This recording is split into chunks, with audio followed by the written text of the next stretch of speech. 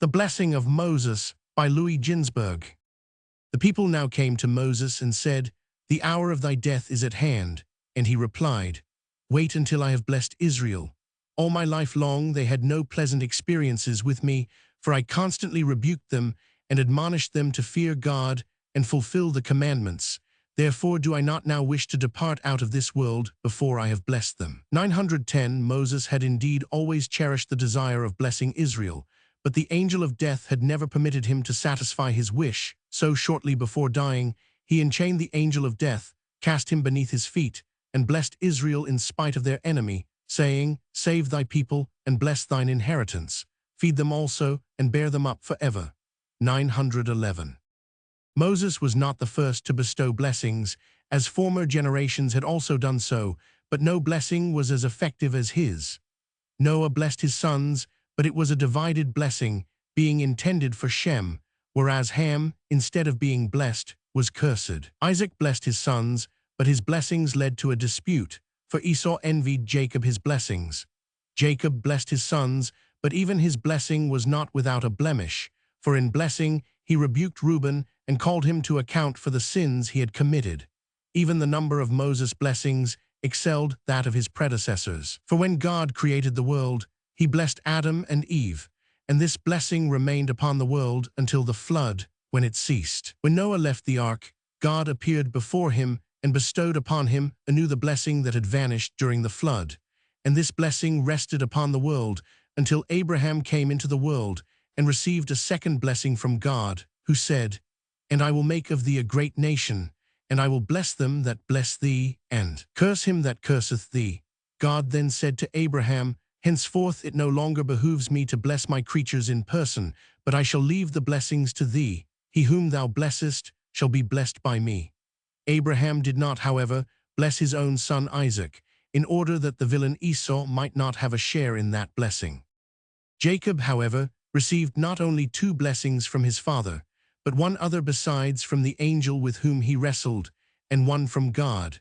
And the blessing also that had been Abraham's to bestow upon his house went to Jacob. When Jacob blessed his sons, he passed on to them the 5 blessings he had received, and added one other.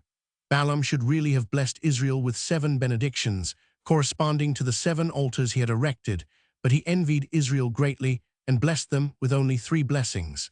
God thereupon said, "Thou villain that begrudgest Israel their blessings, I shall not permit thee to bestow upon Israel all the blessing that are their due." Moses, who had a benevolent eye, shall bless Israel. And so too it came to pass. Moses added a 7th blessing to the 6 benedictions with which Jacob had blessed his 12 sons. This was not, however, the first time that Moses blessed the people. He blessed them at the erection of the tabernacle, then at its consecration, a 3rd time at the installation of the judges, and a 4th time on the day of his death. 912. Before bestowing his blessing upon Israel, however, Moses intoned a song in God's praise, for it is fitting to glorify God's name before asking a favor of him. And as Moses was about to ask God to bless Israel, he first proclaimed his grandeur and his majesty. 913. He said, when God first revealed himself to Israel to bestow the Torah upon them, he appeared to them not from one direction, but from all 4 at once. He came from Sinai, which is in the south, and rose from Seir unto them, that is in the east. He shined forth from Mount Paran, that is in the north, and he came from the 10,000s of holy angels that dwell in the west. 914. He proclaimed the Torah not only in the language of Sinai, that is Hebrew, but also in the tongue of Seir, that is Roman, as well as in Paran's speech, that is Arabic, and in the speech of Kadesh, that is Aramaic, for he offered the Torah not to Israel alone, but to all the nations of the earth. These, however, did not want to accept it, hence his wrath against them, and his especial love for Israel, who, despite their awed fear and trembling upon God's appearance on Sinai, still accepted the Torah. 915. Lord of the world, continued Moses, when Israel shall have been driven out of their land, be mindful still of the merits of their patriarchs and stand by them, deliver them in thy mercy from the yoke of the nations and from death, and guide them in the future world as thou didst lead them in the desert. 916. At these words Israel exclaimed, "The Torah that Moses brought to us at the risk of his life is our bride, and no other nation may lay claim to it. 917, Moses was our king when the 70 elders assembled, and in the future the Messiah will be our king, surrounded by 7 shepherds, and he will gather together once more the scattered tribes of Israel. 918, then Moses said, God first appeared in Egypt to deliver his people, then at Sinai to give them the Torah, and he will appear a third time to take vengeance at Edom, and will finally appear to destroy Gog. 919. After Moses had praised and glorified God, he began to implore his blessing for the tribes. His first prayer to God concerned Reuben, for whom he implored forgiveness for his sin with Bilhah. He said, May Reuben come to life again in the future world for his good deed in saving Joseph, and may he not remain forever dead on account of his sin with Bilhah. May Reuben's descendants also be heroes in war, and heroes in their knowledge of the Torah. God granted this prayer and forgave Reuben's sin in accordance with the wish of the other tribes, who begged God to grant forgiveness to their eldest brother. 920, Moses at once perceived that God had granted his prayer, for all the 12 stones in the high priest's breastplate began to gleam forth, whereas formerly Reuben's stone had given forth no light. 921, when Moses saw that God had forgiven Reuben's sin, he at once set about trying to obtain God's pardon for Judah, saying, Was it not Judah that through his penitent confession of his sin with his daughter-in-law Tamar induced Reuben too to seek atonement and repentance? The sin for which Moses asked God to forgive Judah was that he had never redeemed his promise to bring Benjamin back to his father. Owing to this sin, his corpse fell to pieces, so that its bones rolled about in their coffin during the 40 years' march in the desert. But as soon as Moses prayed to God, saying, Hear, Lord, the voice of Judah, the bones joined together once more, but his sin was not quite forgiven, for he was not yet admitted to the heavenly academy. Therefore Moses continued to pray, Bring him in unto his people, and he was admitted. It did not indeed benefit him, for in punishment of his sin, God brought it to pass that he could not follow the discussion of the scholars in heaven, much less take part in them, whereupon Moses prayed, Let his hands be sufficient for him, and them he no longer sat as one dumb in the heavenly academy. But still his sin was not quite forgiven, for Judah could not succeed in being victorious in the disputes of the learned, hence Moses prayed, And thou shalt be an help against his adversaries. It was only then that Judah's sin was quite forgiven, and that he succeeded in disputes with his antagonists in the heavenly academy. 922. As Moses prayed for Judah, so too did he pray for his seed, and especially for David and the royal dynasty of David. He said, When David, king of Israel, shall be in need, and shall pray to thee, then hear, Lord, his voice, and thou shalt be an help against his adversaries. Bring him then back to his people in peace. And when alone he shall set out into battle against Goliath, let his hands be sufficient for him, and thou shalt be an help against his adversaries. Moses at the same time prayed God to stand by the tribe of Judah, whose chief weapon in war was the bow, that their hands might be sufficient, that they might vigorously and with good aim speed the arrow. As Moses had never forgiven Simeon their sin with the daughters of Moab, he bestowed upon them no blessing, but this tribe also was not quite forgotten, for he included this tribe in his blessing for Judah, praying to God that he might hear Judah's voice whenever he should pray for the tribe of Simeon when they should be in distress, and that furthermore he should give them their possession in the Holy Land beside Judah's. 923. Simeon and Levi drank out of the same cup, for both together in their wrath slew the inhabitants of Shechem, but whereas Levi made amends for his sin, Simeon added another new one. It was the Levites who, in their zeal for God, slew those that worshipped the golden calf. It was a Levite Phinehas, moreover, who in his zeal for God slew the wicked prince of the tribe of Simeon and his mistress. Hence Moses praised and blessed the tribe of Levi, whereas he did not even consider Simeon with a word. His words first referred to Aaron, prince of the tribe of Levi. He said, Well may thy Urim and Thummim belong to Aaron, who ministered services of love to thy children, who stood every test that thou didst put upon him, and who at the waters of rebellion became the victim of a wrong accusation. God had then decreed against Aaron that he was to die in the desert, although not he, but Moses had trespassed against him, saying to Israel, Hear now, ye rebels. As Aaron, prince of the tribe of Levi, when Israel was still in Egypt, declaimed passionately against the people because they worshipped idols. So too all the tribe of Levi stood up by God's standard when Israel worshipped the golden calf in the desert, and slew the idolaters, even if they were their half-brothers or their daughters' sons. The Levites also were the only ones who, in Egypt as in the desert, remained true to God and his teachings, did not abandon the token of the covenant, and were not tempted to rebellion by the spies. Hence, continued Moses, shall the Levites be the only ones from whose mouth shall issue judgment and instruction for Israel. Thou shalt put incense in the Holy of Holies, and whole burnt offerings upon his altar.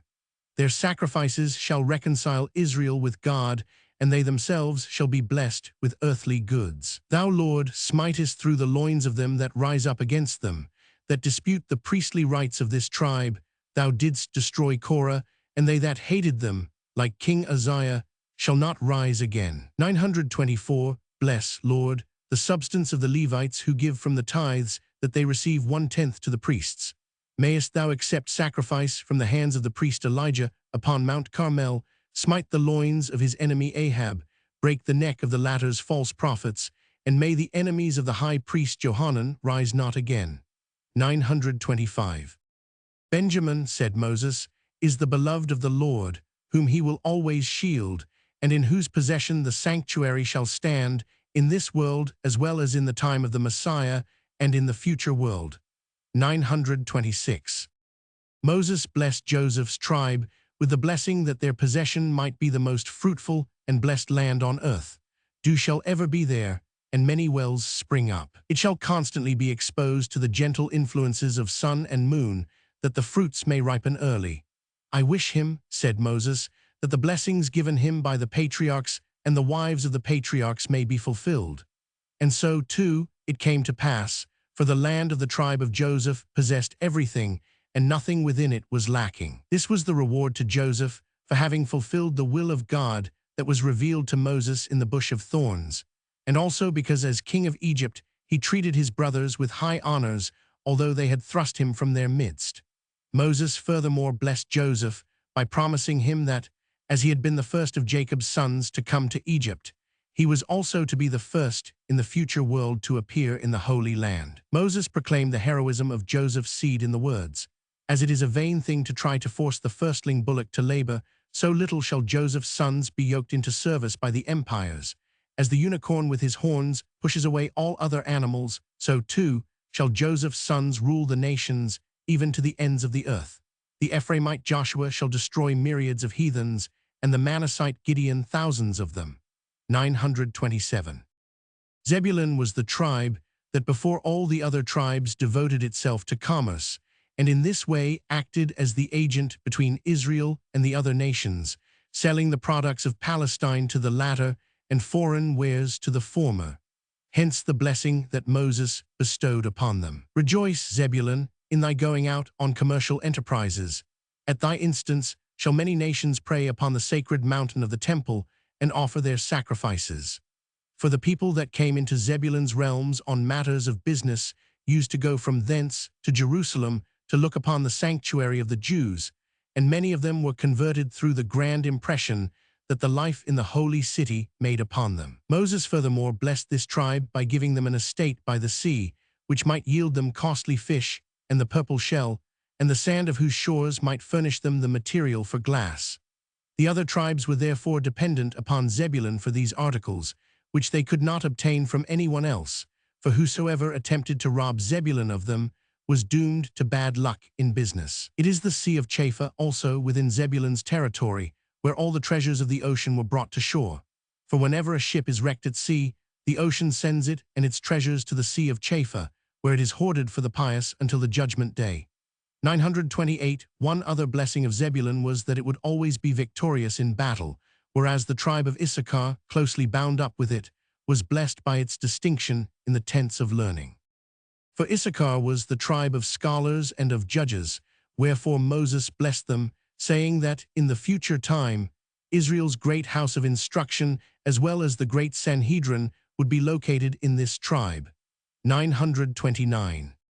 The tribe of Gad, dwelling on the boundary of the land of Israel, received the benediction that in the future time it would be as strong in battle as it had been at the first conquest of Palestine, and would hereafter stand at the head of Israel on their return to the Holy Land, as it had done on their first entrance into the land. Moses praised this tribe for choosing its site on this side the Jordan, because that place had been chosen to hold Moses' tomb.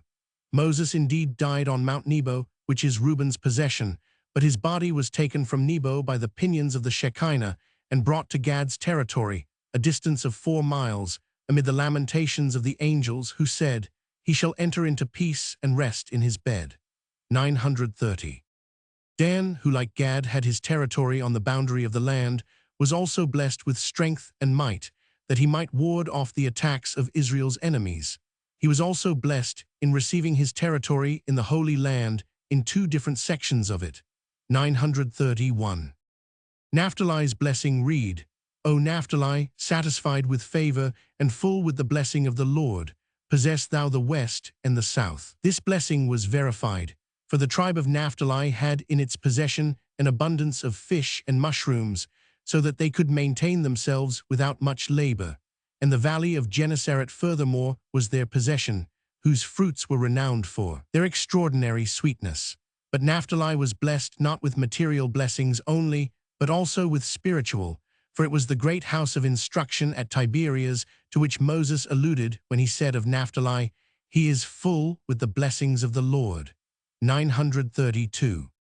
Moses called Asher the favorite of his brethren, for it was this tribe that in the years of release provided nourishment for all Israel, as its soil was so productive that what grew of its own accord sufficed to sustain all. But Moses blessed Asher in particular with a land rich in olives, so that oil flowed in streams through Asher's land. Hence Moses blessed him the words, "The treasures of all lands shall flow to thee, for the nations shall give thee gold and silver for thine oil." He blessed Asher moreover with many sons, 933, and with daughters that preserved the charms of youth in their old age. 934. As Moses uttered 11 benedictions, so likewise did he compose 11 psalms, corresponding to the 11 tribes blessed by him. 935.